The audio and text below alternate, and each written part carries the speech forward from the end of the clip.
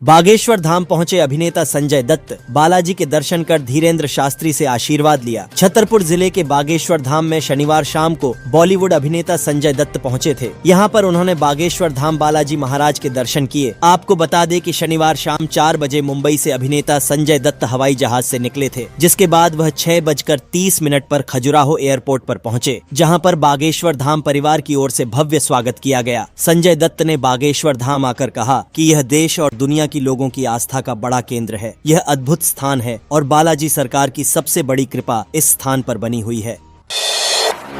लाडली बहना योजना से 2 लाख महिलाओं को हटाया, जीतू पटवारी ने जोड़ने के लिए किया ट्वीट। जी हां, कांग्रेस प्रदेशाध्यक्ष जीतू पटवारी ने लाडली बहना योजना में और लाभार्थियों को जोड़ने के संबंध में बाकायदा ट्वीट किया है। अपने एक्स हैंडल पर उन्होंने लिखा कि नियमों का हवाला देकर लाडली बहना योजना के लाभ से 2 लाख महिलाओं को वंचित कर दिया गया है। अब इस योजना का नई लाभार्थियों को लाभ दिया जाना चाहिए। हालांकि हकीकत यह भी है कि लाडली बहना योजना में लाभार्थियों की संख्या में 2 लाख महिलाओं की कमी हो चुकी है। बता दें कि शुरू में 1,32,00,000 महिलाओं को योजना का लाभ दिया जा रहा था, लेकिन बाद में इनकी संख्या घट गई। वर्तमान में इस योजना से 1,29,00,000 महिलाओं को लाभ दिया जा रहा है।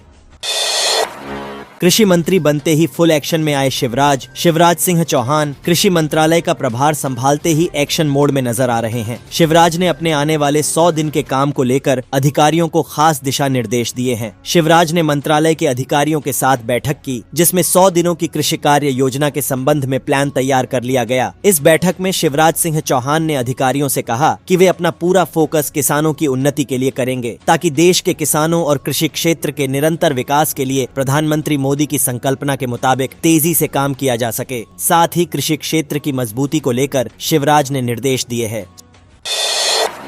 27% आरक्षण पर हाईकोर्ट का बड़ा फैसला, नियुक्ति का रास्ता होगा साफ। जी हां, मध्य प्रदेश हाईकोर्ट ने कर्मचारी चयन मंडल आयोग द्वारा आयोजित संयुक्त परीक्षा के मामले में 27% आरक्षण को लेकर दायर याचिका में बड़ा फैसला सामने आया है। प्रदेश के युवाओं के लिए अच्छी खबर निकलकर सामने आई है, खास तौर पर वह युवा जो ओबीसी समुदाय से आते हैं और बैकलॉग भर्तियों के रास्ते के साफ होने का इंतजार कर रहे थे। दरअसल जनसंपर्क मध्य प्रदेश ने जानकारी दी है कि ओबीसी आरक्षण के मामले पर हाई कोर्ट की तरफ से अब एक्शन लिया गया है, जिसके बाद बैकलॉग की भर्तियों का रास्ता खुल गया है। केंद्रीय मंत्री बनने के बाद सिंधिया के ग्वालियर आगमन पर टूट पड़े लोग। जी हां, केंद्रीय दूरसंचार मंत्री बनने के बाद ज्योतिरादित्य सिंधिया ग्वालियर पहुंचे। यहां पहुंचते ही उनका भव्य स्वागत एयरपोर्ट पर हुआ। सिंधिया ने कहा कि मध्य प्रदेश में अपनी क्रिकेट लीग और नए स्टेडियम का शुभारंभ वे और सीएम मोहन यादव करने जा रहे हैं। नए मंत्रालय को लेकर भी अपनी योजनाओं के बारे में उन्होंने बताया। सिंधिया ने कहा कि उनको प्रधानमंत्री ने भरोसा करके दूरसंचार, डाकतार और उत्तर पूर्व के राज्यों के विकास का मंत्रालय सौंपा है। वे ठीक उसी तरह से इन मंत्रालयों में काम करेंगे जैसे उन्होंने नागरिक उड्डयन मंत्रालय और इस्पात मंत्रालय में किया था। रील बनाते समय बाइक फिसलने से हुई मौत, जाने कहां हुई ये दुखद घटना। सोशल मीडिया की इस जनरेशन में रील बनाना जैसे एक जुनून बन गया है, और यही जुनून भोपाल के एक युवक के लिए जानलेवा बन गया। भोपाल की सड़कों पर तेज रफ्तार से बाइक चलाते हुए एक युवक की मौत हो गई है। घटना शनिवार तड़के 4 बजे की है, जब भोपाल की लिंक रोड पर एक बाइक अनियंत्रित हो गई और बाइक पर बैठे राज वर्मा का सिर डिवाइडर से टकरा गया और उसकी मौके पर मौत हो गई।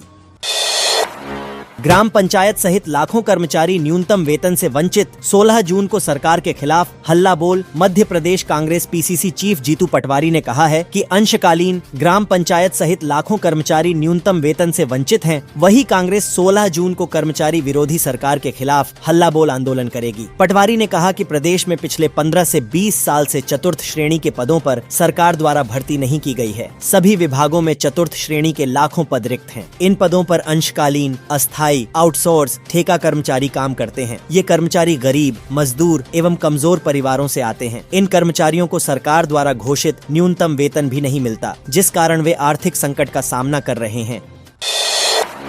पूर्व डिप्टी कलेक्टर निशा बांगरे ने सरकार को पत्र लिखकर अपनी नौकरी भी वापस मांगी है। जी हां, विधानसभा चुनाव में अपनी नौकरी छोड़कर डिप्टी कलेक्टर निशा बांगरे कांग्रेस में शामिल हो गई थीं, क्योंकि वे बैतूल के आमला विधानसभा सीट से टिकट चाह रही थीं। हालांकि उनको टिकट नहीं मिला। टिकट न मिलने से मायूस निशा बांगरे ने लोकसभा चुनाव के वक्त कांग्रेस पार्टी पर कई बड़े आरोप लगाए और कांग्रेस पार्टी छोड़ दी। इतना ही नहीं, उन्होंने प्रदेश सरकार को पत्र लिखकर अपनी नौकरी भी वापस मांगी है। अब देखना होगा कि आगे क्या होने वाला है।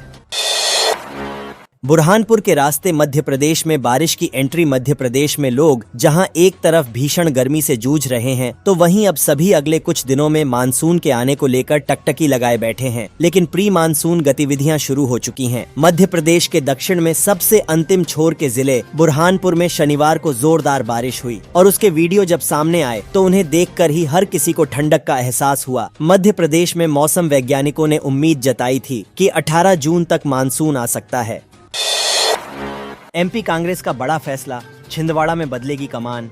कमलनाथ समर्थकों को भी हटा रही पार्टी। जी हां, लोकसभा चुनाव में अपने पुत्र नकुलनाथ की हार के बाद एमपी कांग्रेस सबसे बड़ा झटका लगा है और बीजेपी से इस करारी हार के सबसे ज्यादा दुष्परिणाम नाथ परिवार को भोगने पड़ रहे हैं। जी हां, करारी हार के बाद एमपी कांग्रेस छिंदवाड़ा में पार्टी की कमान बदल रही है। छिंदवाड़ा कांग्रेस जिला अध्यक्ष के साथ ही ब्लैक कांग्रेस कमेटी अध्यक्षों को भी हटाया जा रहा है और लोकसभा सीट में शामिल सभी 7 विधानसभा सीटों पर कांग्रेस में व्यापक फेरबदल किया जा रहा है।